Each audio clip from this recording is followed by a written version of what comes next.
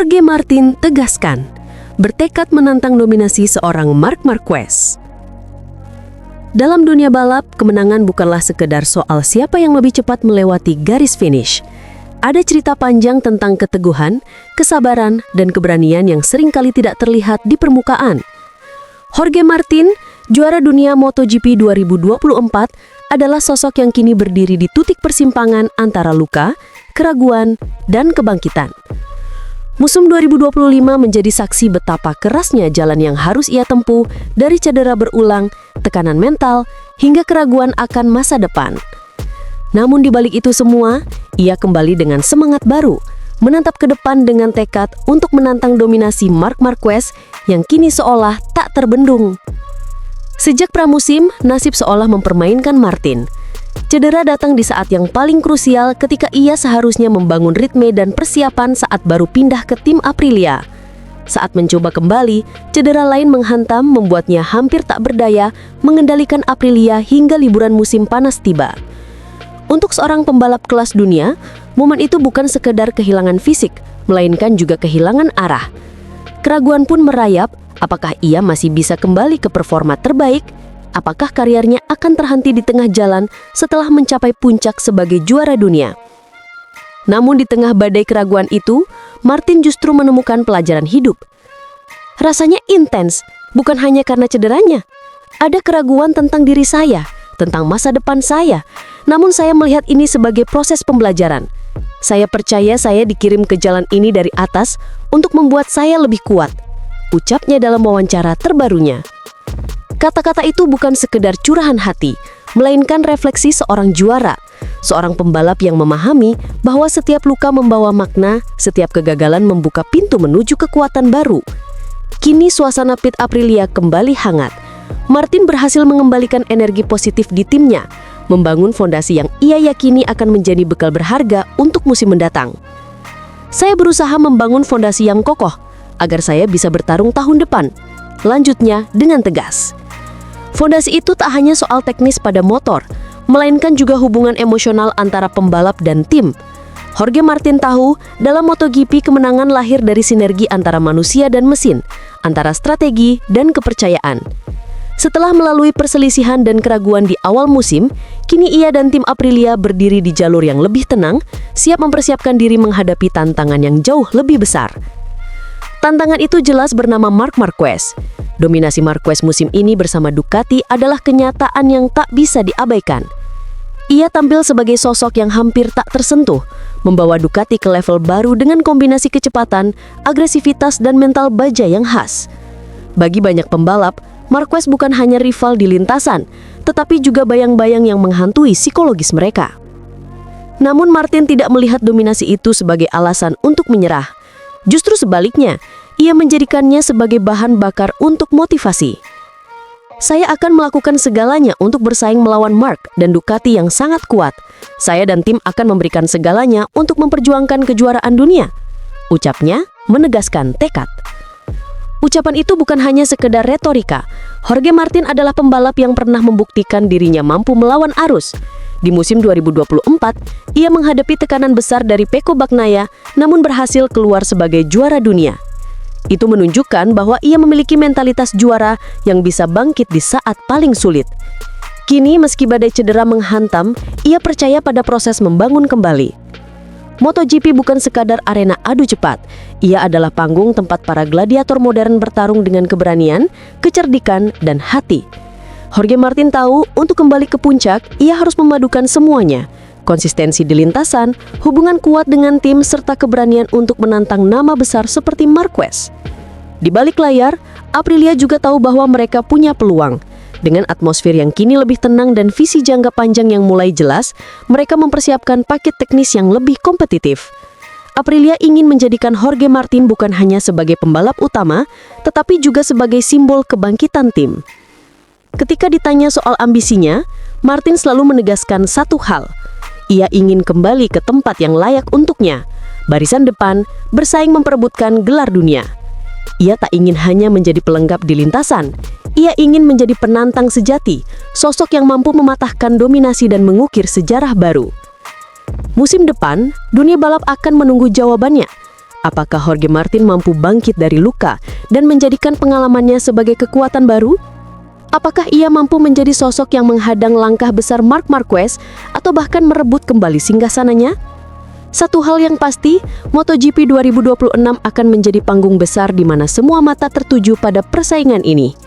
Jorge Martin sudah bertekad akan memberikan segalanya.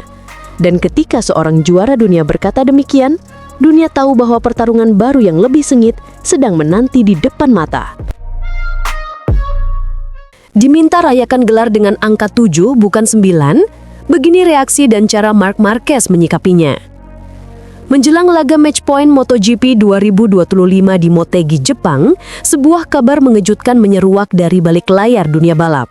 Liberty Media, sebagai pemilik baru hak komersial, bersama Dorna, dikabarkan telah meminta Marc Marquez untuk merayakan gelar dunianya dengan menggunakan angka 7, bukan 9 seperti yang selama ini tercatat dalam sejarah karirnya.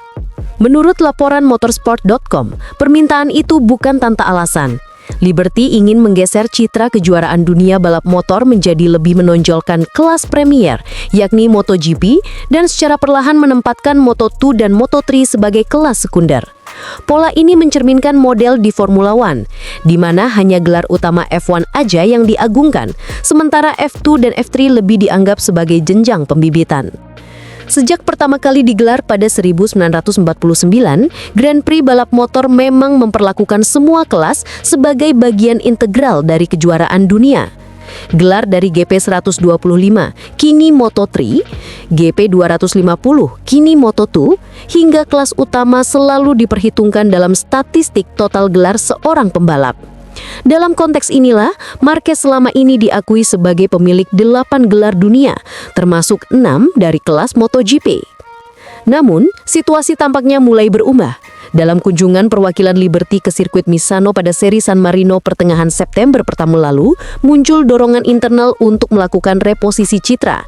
Moto2 dan Moto3 akan dipromosikan sebagai kelas pengembangan, sementara MotoGP didorong sebagai satu-satunya mahkota sejati yang diperhitungkan secara resmi dalam branding global ke depan. Demi memperkuat langkah tersebut, Liberty dan Dorna bahkan dikabarkan telah menginstruksikan para broadcaster untuk memberi porsi sorotan jauh lebih besar pada MotoGP, sembari mengurangi porsi liputan Moto2 dan Moto3. Implikasinya, jika Marquez berhasil mengunci gelar dunia di Motegi, maka perayaan resminya akan dipromosikan sebagai 7 kali juara dunia MotoGP, alih-alih 9 kali juara dunia Grand Prix. Bagi sebagian pihak, langkah ini dinilai bisa mengikis sejarah yang telah lama dijunjung dalam dunia balap motor. Namun Liberty tampaknya menilai penguatan citra kelas premier lebih penting demi kepentingan komersial jangka panjang, terutama untuk memaksimalkan potensi pasar global MotoGP yang kini sedang berkembang pesat. Menanggapi hal ini, dikabarkan Marquez memutuskan untuk tidak terseret dalam pusaran kontroversi tersebut. Alih-alih menuruti permintaan Liberty dan Dorna untuk merayakan dengan angka 7, sang baby alien justru memilih sesuatu yang jauh lebih sederhana sekaligus simbolis, yakni angka 1. Keputusan ini diambil untuk menghindari diskursus dan perdebatan yang tidak perlu, tulis El Periodico dalam laporannya. Marquez akan merayakan gelarnya dengan angka 1 di kaos, spanduk, dan selebrasinya. Pesan bahwa ia adalah sang nomor 1 dunia saat ini tanpa perlu membahas total gelar masa lalu. Sikap Marquez ini dinilai sebagai langkah elegan yang menunjukkan kematangan seorang juara. Ia tidak ingin kemenangan terbesarnya musim ini dikaburkan oleh perdebatan teknis tentang cara menghitung gelar. Bagi Marquez, angka hanyalah simbol. Yang terpenting adalah membuktikan siapa yang tercepat dan terbaik di lintasan. Sesuatu yang telah ia lakukan sepanjang musim 2025 dengan dominasi nyaris mutlak. Maka ketika Liberty mencoba mendefinisikan ulang sejarah, Marquez justru menanggapi dengan rendah hati. Cukup satu angka untuk menggambarkan siapa penguasa sejati, angka 1. Dalam banyak kesempatan, Marquez sendiri pernah menegaskan bahwa obsesinya bukan pada jumlah gelar, melainkan pada sensasi mengalahkan para rival terbaik di atas motor tercepat. Musim ini, bersama Ducati, ia telah membuktikannya lewat rangkaian kemenangan brilian yang mengembalikannya ke puncak dunia. Keputusan ini juga dipandang sebagai pesan simbolis bagi dunia balap, bahwa gelar, penghargaan, dan rekor hanyalah konsekuensi dari kerja keras, bukan tujuan utama. Dengan memilih Sangka 1, Marquez menegaskan bahwa setiap musim dimulai dari nol dan hanya performa terkinilah yang benar-benar menentukan siapa yang pantas disebut raja. Kini, dunia menanti apakah di Motegi nanti Marquez benar-benar akan mengunci gelar dunia ke-7-nya di kelas MotoGP atau yang ke-9 dalam hitungan di semua kelas, sekaligus mengukuhkan dirinya sebagai simbol keunggulan mutlak di era baru MotoGP. Apapun angka yang tertera di spanduk selebrasinya nanti, satu hal sudah pasti, musim 2025 telah menjadi saksi kebangkitan salah satu talenta paling langka yang pernah lahir di dunia balap roda 2. Dan lewat satu angka yang sederhana itu, Marquez seolah ingin berkata kepada dunia, "Aku bukan hanya juara masa lalu, aku adalah nomor 1 saat ini." Sang singa Ducati yang tak lagi diam. Marc Marquez, mereka hanya mengobarkan api kemarahan saya. Api tak pernah memilih kapan ia menyala. Tapi seorang petarung sejati tahu kapan ia harus membakarnya. Kalimat itu terasa tepat menggambarkan akhir pekan di Misano. Selama akhir pekan yang penuh tekanan, hingga bendera finish berkibar, pembalap Spanyol itu mengukir narasi yang menggetarkan. Nyari seperti adegan dalam film yang ia tulis sendiri. Sejak awal pekan, tekanan menumpuk di pundaknya. Kesalahan kecil terjatuh di sprint hari Sabtu, membuat para penggemar fanatik lokal langsung menghujani dengan sorak-sorai ejekan, olok-olokan, dan cemoohan dari tribun suara yang begitu menggelegar. Tapi Marc bukan tipe yang menjawab dengan dalih. Ia menjawab dengan kecepatan. Ia menjawab dengan presisi. Dan yang paling penting, ia menjawab dengan kemenangan yang tak terbantahkan. Dalam pernyataan pasca balapan, wajahnya memancarkan ketenangan yang hanya dimiliki pembalap besar yang sudah berkali-kali melawan badai. Pada akhirnya, saya merasa sudah waktunya berbicara di trek hari ini. Karena kami membuat kesalahan kemarin. Ucapnya pelan namun mantap. Kalimat sederhana itu terasa seperti sebuah deklarasi bahwa satu kesalahan tidak pernah cukup untuk meruntuhkan semangat seorang juara. Tekanan dari media, kritik dari publik, dan gosip di padok, semua itu menurutnya bukan penghalang. Justru menjadi bahan bakar. Komentar-komentar itu hanya membakar semangat di dalam diri. Teruslah berkubar. Ujarnya lagi. Mata tajamnya memancarkan sesuatu yang tak bisa dibeli. Kebanggaan dan bara yang belum padam. Balapan itu sendiri berjalan seperti simfoni yang ia kendalikan. Sejak awal, Marc Marquez mengatur tempo, menjaga ritme, dan membatasi risiko dengan ketelitian surgikal. Ia bahkan mengaku harus mengendalikan emosinya ketika mendapatkan peringatan track limit di tikungan 11 dan 2 tikungan terakhir. Karena satu kesalahan tambahan berarti hukuman long lap yang bisa menghancurkan segalanya. Saya tahu, satu lampu hijau lagi berarti putaran panjang. Jadi saya harus ekstra hati-hati, katanya. Namun di balik semua itu, ada lapisan cerita lain yang lebih dalam. Tentang mentalitas seorang juara yang tak mau tenggelam dalam bayangan siapapun. Saat ditanya soal perebutan gelar melawan adiknya, Alex Marquez, ia hanya tersenyum. Kita akan berusaha menyelesaikannya sesegera mungkin, tanpa menggila. Menyelesaikannya di kandang Honda tidaklah penting. Yang penting adalah meraihnya, dimanapun itu. Tidak ada retorika kosong, tidak ada obsesi berlebihan. Yang ada hanyalah fokus pada tiap balapan, satu demi satu. Seolah tiap lap itu dunia yang harus ia menangkan. Baginya angka hanyalah angka. Yang penting adalah pesan yang ia kirimkan di tiap tikungan, bahwa dia masih ada, masih lapar, dan masih buas. Ia bahkan menolak membandingkan dirinya dengan para legenda, seolah tahu bahwa warisan bukan sesuatu yang bisa diklaim, tapi harus diberi oleh waktu. Seorang atlet tidak memilih posisinya, melainkan orang-orang yang menempatkannya di sana. Saya tidak akan pernah mengatakan apakah saya berada di level ini atau itu, ujarnya dengan rendah hati. Namun bahkan dalam kerendahan hati itu, ia menyelipkan sebuah pengakuan pribadi tentang sosok yang menginspirasinya sejak kecil. Selalu dengan menghormati para legenda hebat ini. Karena bagi saya, Lionel Messi telah menjadi panutan sejak saya kecil. Ada kebanggaan yang jujur dalam suaranya. Seolah ingin mengatakan bahwa ambisinya bukan untuk menjadi Messi dari dunia balap, melainkan menjadi Marc Marquez, versi terbaik yang mungkin ada. Balapan di Misano ini menguras segalanya. Ia mengaku fisiknya dipaksa bekerja hingga batas, persis seperti akhir pekan sebelumnya. Tidak, balapan ini benar-benar mengerahkan segalanya, seperti akhir pekan lalu. Katanya tegas. Ia bahkan membedah faktor-faktor teknis yang membentuk performanya. Menyoroti pengaruh hujan malam sebelumnya yang membuat trek kehilangan sedikit grip, sekaligus memaksanya mengubah pendekatan dalam berkendara. Kita meningkatkan kecepatan karena kondisi trek. Karena hujan tadi malam membuat kita sedikit kehilangan grip. Jelasnya, di balik kalimat teknis itu, tersirat betapa adaptifnya Marc Marquez. Kemampuan membaca kondisi dan mengubah strategi seketika adalah kualitas yang hanya dimiliki para pembalap besar. Bagi Marc Marquez, setiap akhir pekan adalah arena pertarungan. Setiap balapan pasti ada yang tersingkir. Yang penting, kita keluar dan membuat segalanya sulit. Ujarnya sambil tersenyum. Kalimat itu sederhana, tapi diucapkan dengan keyakinan seekor singa yang baru saja menancapkan kukunya dalam-dalam di tanah kekuasaannya. Ketika disinggung soal dominasi Aprilia dan Ducati, ia menolak menyederhanakannya sebagai pertarungan antar merek. Saya rasa bukan hanya Ducati atau Aprilia.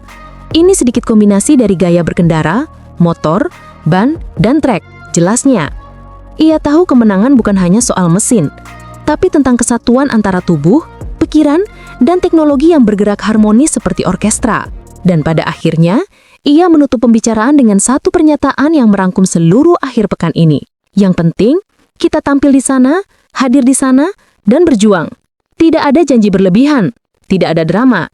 Hanya kepastian bahwa selama ia masih menunggangi Ducati merah itu, setiap lap akan jadi pertarungan hidup dan mati. Dan bahwa siapapun yang mencoba menjenakannya harus siap menatap mata seekor singa. Musim terburuk Pecco Bagnaia, Ducati gagal selamatkan sang raja. Dari puncak turun ke jurang keterburukan, apa yang sebenarnya terjadi? Hidup selalu mengajarkan satu hal sederhana, tidak ada yang abadi. Sehebat apapun seseorang berdiri di puncak, selalu ada masa di mana angin berubah arah dan langit cerah mendadak ditutupi awan gelap. Dunia olahraga, termasuk MotoGP, adalah cermin paling jujur dari filosofi itu. Hari ini Anda seorang juara, dialu-alukan, disanjung, bahkan ditakuti lawan. Namun besok, Anda bisa saja menjadi sosok yang tenggelam, kehilangan arah, dan terus dipertanyakan eksistensinya. Francesco Bagnaia sedang menjalani fase itu. Dari seorang juara dunia 2 kali yang membawa Ducati kembali berjaya, kini ia seolah tersesat di jalan yang pernah ia kuasai. Musim MotoGP 2025 baginya bukanlah perjalanan mempertahankan mahkota, melainkan pergulatan batin antara mempertahankan harga diri atau tenggelam dalam keraguan. Balapan di GP Catalunya hanyalah satu dari sekian banyak gambaran suram musim ini. Memang, ia menutup balapan dengan finish ke-7 setelah start dari posisi ke-21. Sebuah pemulihan yang bisa disebut heroik di atas kertas. Namun, kenyataan tetap berbicara lain. Untuk seorang juara dunia, hasil itu lebih mirip bentuk perlawanan terakhir ketimbang tanda kebangkitan. Barcelona seharusnya menjadi panggung kejayaan Bagnaia. 3 tahun berturut-turut ia menguasai lintasan ini, menjadikannya semacam rumah kedua. Namun pada 2025, panggung itu direbut Alex Marquez, sementara sang kakak Marc Marquez berdiri di podium kedua. Pecco hanya bisa melihat, menelan kenyataan bahwa ia bukan lagi protagonis utama di sirkuit yang dulu selalu ramah baginya. Sabtu menjadi hari paling kelam. Lolos di posisi 21 adalah rekor buruk yang sulit dicerna. Bahkan di musim debutnya bersama Pramac pada 2019, ia tidak pernah start sejauh itu. Ekspresi Davide Tardozzi di pedok, sebuah gelengan kepala yang dalam, menceritakan lebih banyak daripada 1000 kata. Sprint race keesokan harinya tidak memperbaiki keadaan. Hanya finish di posisi ke-14, tertinggal lebih dari 1 detik per lap dari Marc Marquez. Itu bukan sekedar kekalahan, melainkan jurang perbedaan kualitas. Hari Minggu memang sedikit lebih cerah. Swing arm baru dipasang pada Desmosedici GP25 miliknya. Hasilnya cukup signifikan. Ia melangkah ke depan, menyalip demi menyalip, masuk 10 besar, dan akhirnya finish ke-7 setelah duel sengit dengan Ai Ogura dan Luca Marini. Namun tetap saja, ia masih terpaut 16 detik dari pemenang. Performa ini tidak cukup untuk menepis keraguan publik, apalagi bagi seorang juara dunia yang pernah mendikte ritme balapan. Masalah utamanya bukan sekedar pada motor, tetapi pada rasa percaya diri yang hilang. Pecco sendiri mengakui bahwa ia tidak lagi memiliki feeling yang sama dengan GP25, berbeda dengan musim lalu saat GP24 terasa seperti perpanjangan dari tubuhnya sendiri.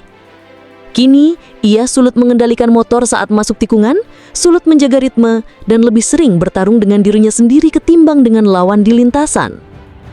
Inilah siklus yang mematikan. Tanpa rasa percaya diri, kemenangan tidak akan datang. Namun tanpa kemenangan, rasa percaya diri juga tidak akan kembali. Tardozzi bahkan menegaskan, sebanyak yang bisa kami bantu, ia juga harus membantu kami untuk membantunya. Kalimat itu terdengar sederhana, namun di baliknya tersimpan keputusasaan. Statistik hanya mempertegas luka itu. 4 balapan terakhir tanpa podium. Pole position di Brno hanya berbuah finish keempat, hujan di GP Prancis dan Inggris menghapuskan poin. Semua kontras dengan musim 2024 ketika hampir setiap pekan Pecco hadir di podium. Yang lebih pahit, semua ini terjadi di saat Marc Marquez justru menemukan momentumnya. Setelah bertahun-tahun berkutat dengan cedera dan motor Honda yang tak kompetitif, kini ia kembali dengan Ducati. Dengan kepercayaan diri yang terus meningkat, Marquez tampil hampir tanpa celah. Perbandingan ini membuat Pecco semakin terpojok. Dunia melihat motor yang sama bisa membawa Marquez terbang, tetapi Bagnaia justru tertatih-tatih. Dalinya mencoba menenangkan dengan menyebut bahwa sensasi GP25 memang berbeda, dan itu alasan utama turunnya performa. Ducati berjanji mencari solusi, menunggu tes Misano untuk menemukan jawaban. Namun waktu tidak menunggu, jika Marquez mengunci gelar sebelum Bagnaia menemukan jalan keluar, musim ini akan dikenang sebagai mimpi buruk yang tak terlupakan. Bahkan lebih ironis lagi, Bagnaia pernah menikmati kejayaannya justru ketika Marquez sedang jatuh. Saat rival sibuk memulihkan cedera, Bagnaia menguasai MotoGP. Kini saat Marquez kembali sehat dan didukung motor kompetitif, Pecco terlihat kecil, rapuh, dan kehilangan arah. Apa yang akan terjadi selanjutnya? Apakah Ducati masih akan menaruh harapan padanya? Ataukah musim 2025 menjadi awal dari akhir kisah Bagnaia di puncak dunia? Yang jelas, musim ini adalah pengingat harus, roda kehidupan terus berputar dan bahkan juara dunia pun bisa tersapu arus jika gagal beradaptasi.